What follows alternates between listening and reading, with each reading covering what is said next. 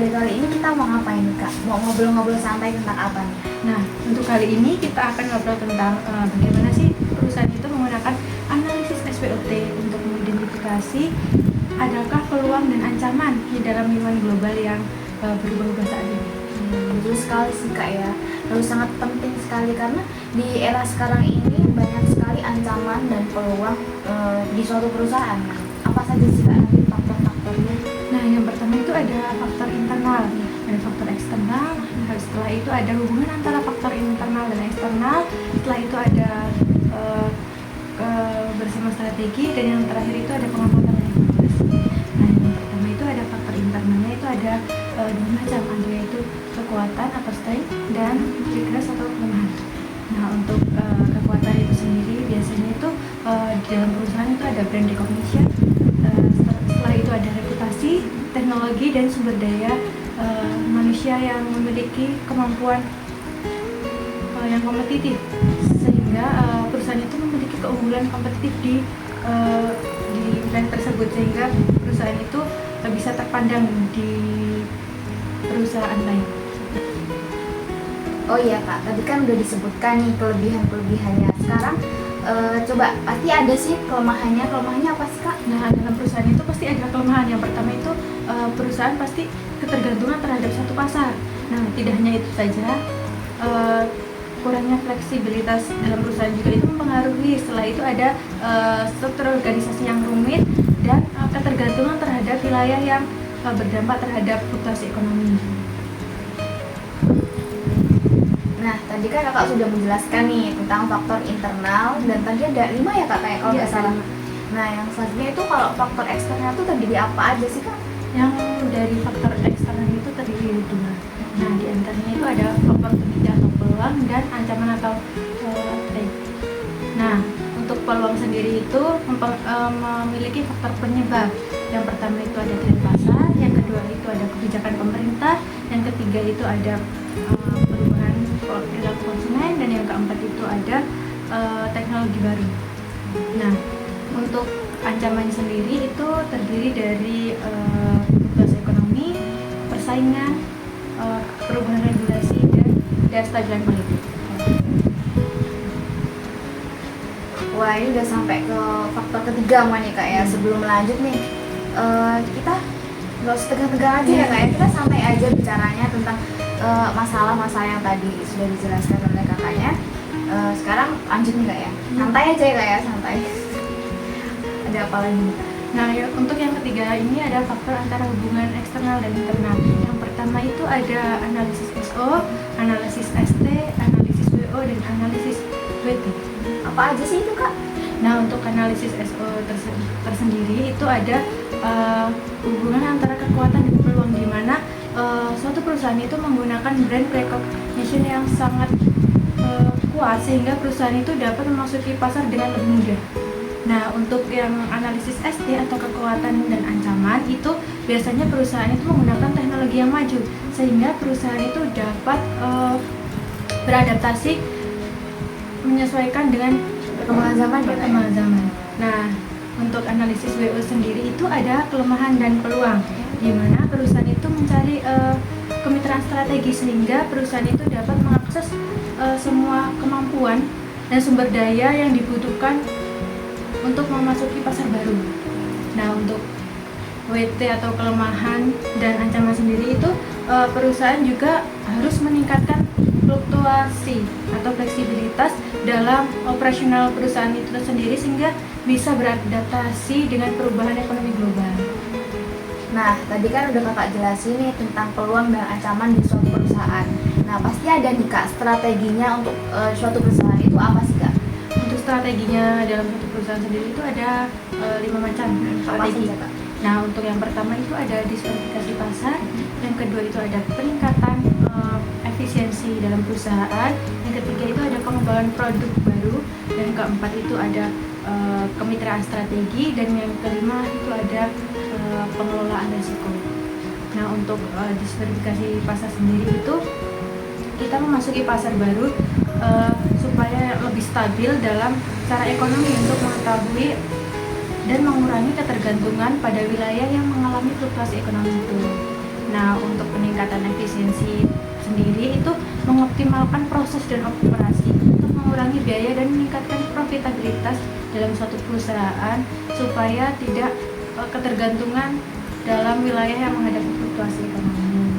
Nah, untuk yang ketiga itu ada pengembangan produk baru, di mana suatu perusahaan itu menciptakan produk dan layanan terbaru untuk memenuhi kebutuhan konsumen. Ya, Jadi biar konsumen itu tidak gampang bosan dengan produk itu saja. Ya. Jadi harus mempunyai inovasi baru ya Kak ya. betul. Nah, untuk yang kelima ada keempat dan kelima itu ada kemitraan strategi, yang dimana itu perusahaan menjalin kerjasama antara perusahaan satu dengan perusahaan lainnya supaya bisa mencari sumber daya dan pengetahuan yang diperlukan oleh suatu perusahaan itu. Nah, yang terakhir itu tadi ada pengelolaan resiko, di mana perusahaan itu memanajemen resiko untuk meminimalkan dampak negatif dari fluktuasi ekonomi dan ketidakstabilan politik. Oh iya Kak, tadi kan udah dijelaskan nih tentang faktor eksternal, faktor internal, tentang peluang dan ancaman di suatu perusahaan, dan udah juga dijelaskan tentang strategi sih bagaimana mengatasi peluang dan ancaman di suatu perusahaan juga. Nah, bagaimana sih sekarang kita mengetahui peluang ancaman di suatu perusahaan dan bagaimana kita mengevaluasinya? Gitu. Nah, untuk yang pertama pasti suatu perusahaan itu melakukan pemantauan, di mana perusahaan itu memantau secara berkala kondisi global perubahan di suatu perusahaan tersebut, termasuk fluktuasi ekonomi dan tren pasar di berbagai wilayah. Nah, untuk cara mengevaluasinya, pasti perusahaan itu melakukan evaluasi efektivitas strategi yang diterapkan dan melakukan penyesuaian jika diperlukan. Nah, jadi untuk kesimpulan yang paling penting dalam perusahaan itu, perusahaan harus melakukan analisis SWOT secara berkala untuk mengetahui bagaimana sih kondisi global yang berubah-ubah saat ini. Nah, yang kedua itu pasti perusahaan melakukan strategi yang dikembangkan harus lebih fleksibel dan dapat disesuaikan dengan kondisi perubahan pasar saat ini. Nah, yang terakhir itu yang lebih penting, di mana perusahaan itu harus melibatkan pihak di perusahaan tersebut seperti manajemen puncak, tim eksekutif, dan unit bisnis terkait tentang proses analisis SWOT dan pengembangan strategi. Jadi kesimpulannya yaitu dengan menggunakan analisis SWOT secara efektif, perusahaan multinasional dapat mengidentifikasi peluang dan ancaman dalam lingkungan global yang berubah-ubah, sehingga dapat mengambil langkah-langkah yang tepat untuk menjaga keberlanjutan bisnis mereka. Nah, tadi kan sudah dijelaskan tentang SWOT dalam suatu perusahaan terkait ancaman dan peluang dalam suatu perusahaan. Nah, sekarang bagaimana sih Kak cara atau pengambilan keputusan supaya perusahaan itu bisa menentukan visi dan misi? Yang pertama itu ada penetapan visi dan misi yang jelas dan terukur, yang relevan, spesifik, aspiratif, dan mengarah strategis, diversifikasi. Yang kedua itu ada analisis internal dan eksternal. Di dalamnya itu ada analisis SWOT yang tadi udah disinggung, yaitu untuk mengidentifikasi kekuatan, kelemahan, peluang, dan ancaman internal dan eksternal yang terkait dengan diversifikasi. Terus ada analisis daya saing perusahaan dengan mempertimbangkan faktor-faktor seperti teknologi, sumber daya manusia, dan infrastruktur. Yang terakhir juga itu ada analisis pasar dan industri ya Kak, tadi ya Kak udah disinggung, dengan mengidentifikasi kebutuhan dan preferensi konsumen. Nah, tadi kan sudah dijelaskan nih Kak, analisis tentang internal dan eksternal dalam suatu perusahaan. Nah, bagaimana sih cara kita mengetahui risiko yang terjadi dalam perusahaan, dan bagaimana sih cara kita mengetahui keuntungan di perusahaan itu? Yang pertama itu ada identifikasi risiko Kak, seperti risiko keuangan, risiko operasional, risiko regulasi, dan risiko reputasi. Yang kedua itu ada evaluasi keuntungan. Nah, untuk evaluasi keuntungan sendiri itu seperti apa sih Kak? Seperti peningkatan pendapatan, perluas pasar. Yang kedua itu ada evaluasi keuntungan. Nah, evaluasi keuntungan itu seperti apa sih Kak? Seperti peningkatan pendapatan, perluasan pasar, diversifikasi pendapatan, dan peningkatan daya saing. Dan yang ketiga itu ada penilaian risiko keuntungan. Itu dilakukan secara komprehensif. Nah, tadi kan sudah dijelaskan nih Kak, resiko dan keuntungan yang didapatkan perusahaan. Nah, bagaimana sih Kak cara perusahaan itu mengetahui atau strategi yang dilakukan perusahaan supaya visi dan misi itu dilakukan secara tepat? Yang pertama itu ada ini Kak, memilih strategi yang diversifikasi. Nah, jadi yang paling sesuai dengan visi dan misi suatu perusahaan begitu. Dan yang kedua itu ada pengembangan model bisnis, biasanya itu seperti strategi pemasaran, strategi operasional, dan strategi keuangan. Dan yang terakhir itu ada penentuan sumber daya Kak. Ini yang paling penting sih Kak di suatu perusahaan. Itu ada identifikasi sumber daya yang dibutuhkan seperti modal, tenaga kerja, teknologi, dan infrastruktur. Yang terakhir ini sangat penting sih Kak di suatu perusahaan. Jadi harus ada modal, harus tenaga kerja, karyawan, gitu, dan teknologi yang paling mendukung sesuai dengan perkembangan zaman sekarang. Tadi kan sudah dibahas nih Kak tentang analisis faktor internal dan eksternal visi misi suatu perusahaan dan bagaimana cara mengatasinya. Nah, ini bagaimana sih Kak cara kita mengetahui kinerja suatu perusahaan itu? Yang pertama itu Kak ada tahap implementasi, yaitu menentukan langkah-langkah implementasi yang jelas termasuk timeline, personel yang bertanggung jawab, dan proses monitoring.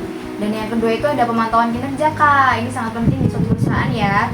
Dilakukan untuk memantau kemajuan diversifikasi seperti pangsa pasar, portabilitas, dan kepuasan pelanggan. Dan yang terakhir itu ada melakukan evaluasi berkala terhadap kinerja diversifikasi gitu Kak. Nah, jadi dapat kita simpulkan bahwa untuk memastikan diversifikasi bisa berjalan sesuai dengan visi dan misi, maka proses ini disusun secara dinamis dan membutuhkan adaptasi berdasarkan kondisi internal dan kondisi eksternal yang berkembang. Perusahaan juga harus siap melakukan penyesuaian dan evaluasi secara berkala untuk memastikan bahwa diversifikasi berjalan sesuai dengan visi dan misi suatu perusahaan tersebut.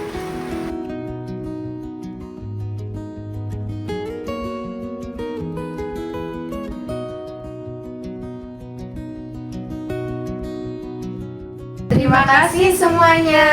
Itulah tadi topik obrolan kami yang sangat luar biasa menarik. Kita sudahi obrolan kita hari ini. Wassalamualaikum warahmatullahi wabarakatuh.